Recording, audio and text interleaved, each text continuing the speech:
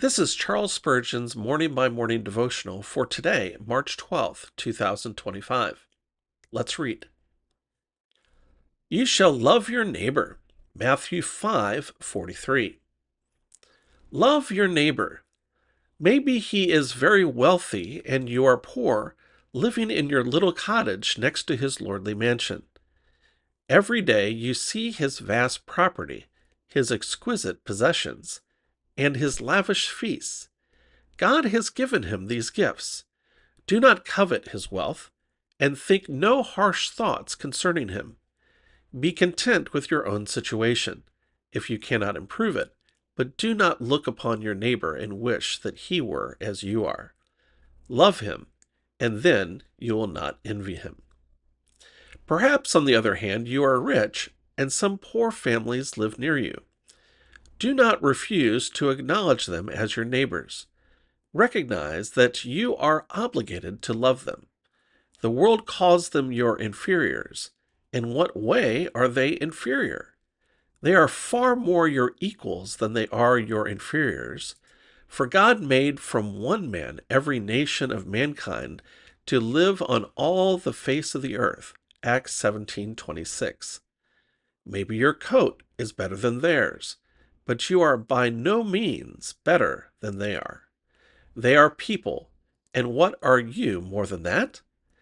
Take heed that you love your neighbor, even though he may be in rags or has fallen into the depths of poverty.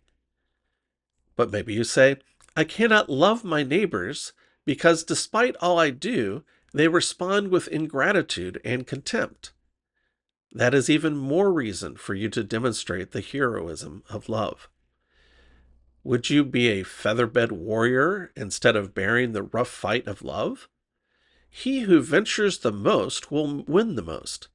If your path of love is rough, treat it boldly, still loving your neighbors through thick and thin. Heap coals of fire on their heads, Proverbs 25:21 through 22, and if they are hard to please, do not make it your goal to please them, but to please your master. Remember that if they reject your love, your master has not rejected it, and your deed is as acceptable to him as if it had been acceptable to them. Love your neighbor, for in doing so, you are following in the footsteps of Christ. I love this teaching. It teaches so clearly that no matter what our economic situation is, that everyone is our neighbor. I love how he uses the phrase featherbed warrior.